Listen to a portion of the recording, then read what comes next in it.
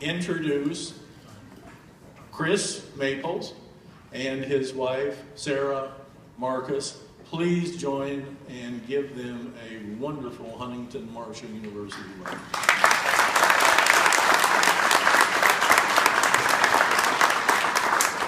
Thank you, Mr. Sellers. Appreciate it very much. We are delighted to be here. It is obvious, just at first blush, how much support there is, how much pride there is, how much of a community-university connection there is here. It's wonderful. And I thank all of you for enduring this for 3 days in a row. You're at the end. and I suppose one of the main things for me to let you know is why Marshall? Why here? Why now? And I've been in Oregon Tech for 7 years.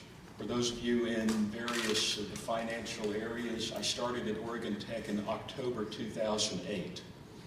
The timing was interesting, to say the least, in terms of support for higher ed. We went through some really tough financial times, but we collectively embraced the whole concept of not letting a crisis go to waste. And so I would tell you that one of the things that we did is we worked collectively together hard during a first 5-year period of approximately a 46% decline in state support in Oregon to do new things. We consolidated campuses, we increased some efficiencies, we moved into some new areas.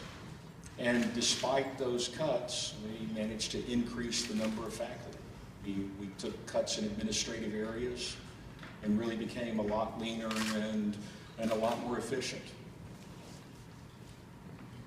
And one of the things that has always been important to me, despite the challenges now of being at a public university, is that whole egalitarian nature and promise and philosophy of public higher education. It's important to have public higher education for everybody so that people can have a chance to go, to improve their lives, to improve the lives of their families. And I look at the demographics and I look at the types of students that are served by our university. Yeah, we're small. Yeah, we focus on polytechnic things. But we are almost 70% Pell eligible students, which for those of you who are not familiar with that education jargon means students who have economic challenges and are economically needed. Almost 55% first-generation students. And a whole bunch of students who are really, really, really trying hard to change their lives. And what we try to do for them is to provide for them that opportunity to change their lives. We've been very successful at Oregon Tech. When I first got there, one of the things I kept hearing was, it's a hidden gem. Nobody knows enough about us. I've already heard that about Marshall a couple times. And we keep pushing to get more recognition for Oregon Tech. When I first got there, it was pretty much known as OIT, Oregon Institute of Technology. That was the shorthand that was used by everybody. And I do a lot of internet stuff, and so one of the things that we managed to do was move that more to Oregon Tech, to change the brand, to get the word out better, to make it easier to find us, because you search for Oregon Tech on the internet, you're going to find us pretty quickly. And if you don't find us immediately, you're going to find a lot of reference to the state of Oregon and Silicon Valley, and the Silicon Forest area. If you search for OIT, you're going to find everybody's Office of Information Technology.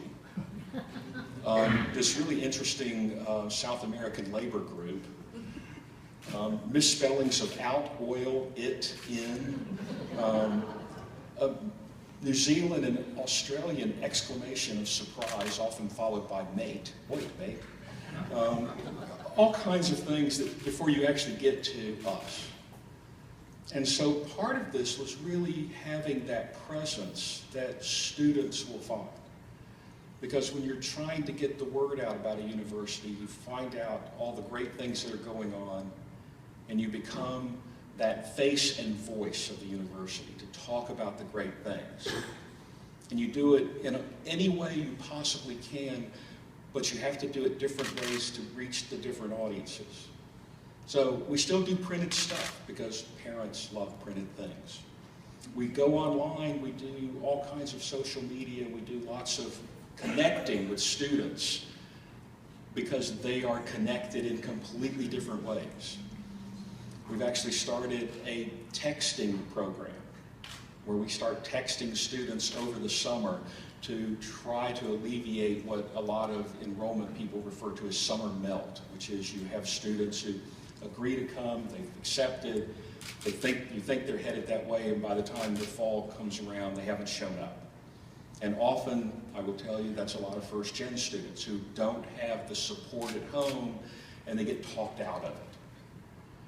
And it's not that, it's not that they don't want to go, it's not that they don't have the intent of going, it's just that they need the extra encouragement. And so some of this texting is actually really starting to work, and you're starting to have students show up.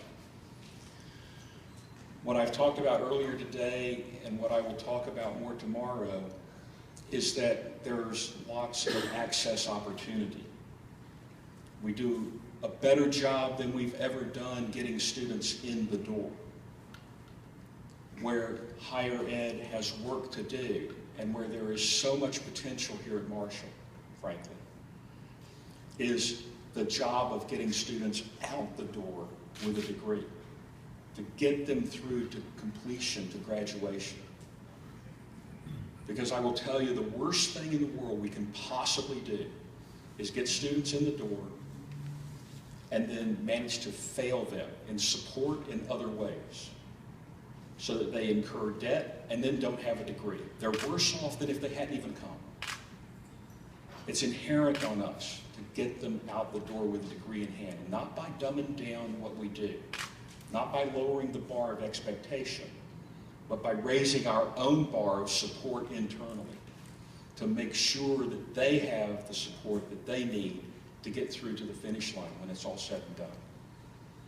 I often greet students. I greet students and parents when they come in the first day. I tell them that them arriving is my second favorite day ever, because our job is for them to go away. And when they go away, it's my favorite day. Because they go away with a degree in hand and bright futures ahead of them if we've done our job correctly. And that's where we need to go, and that's what we need to do. And the great thing that I've seen from the outside looking in as I've studied Marshall and really started to take a much closer look is that there are so many opportunities for students at a more comprehensive university than we're able to provide in a more polytechnic, really engineering, health sciences type of university. Lots of opportunities for students to find themselves, to find the majors that they want, to really accomplish things in their own lives. And it's an exciting opportunity for me. It's an exciting opportunity to be able to work with a broad and diverse faculty with all kinds of expertise. And it's really exciting to see the support here tonight from the community. I'm impressed, and I really love it. And you can just feel it. So with that, I'll answer any questions you have.